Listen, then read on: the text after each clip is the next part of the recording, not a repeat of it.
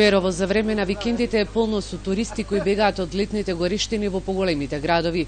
Скопјанката Маријана Русевска заедно со сопругот веќе втора година летува во Берово.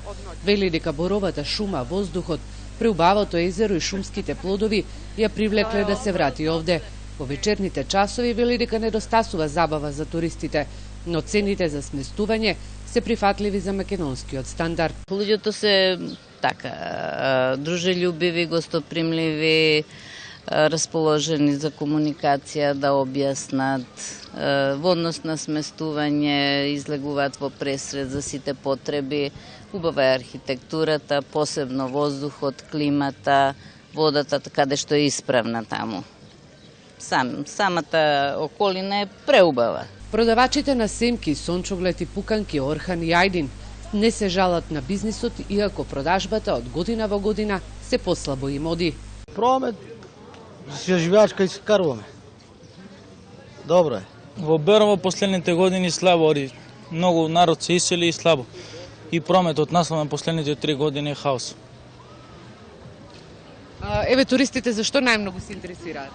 Туристите најмногу се интересираат така во хотелите кога доаѓаат во Аврора, во манастир, на Бела вода. И обично имаме најмногу луѓе на 28 август кога е големата Богородица.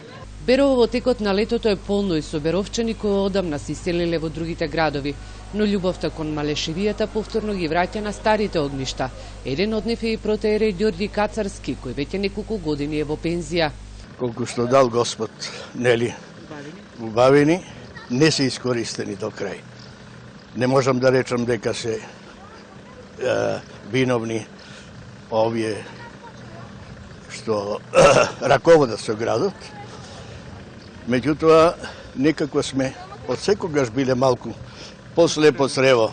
Во Берово се развива туризмот, сместувачките капацитети се изградени по сите стандарди, а повеќе туристи се очекуваат со изградбата на скипатеката и отварање на граничниот премин Клепало кон Бугарија. Кога би бил отворен граничниот премин, секако дека фреквенцијата на луѓе ќе се зголеми и ако не повеќе, барем ќе имаме и такви гости кои на заминување или на доваѓање ќе застанат, ќе се освежат, ќе пијат кафе. Малешевскиот регион ги нуди Беровското езеро, водопадите на равна река, шумите и пасиштата низ живописните села, но и еколошката храна како што се малешевското сирење и компир, но и шумските плодови кои насекаде може да се најдат во питомата природа.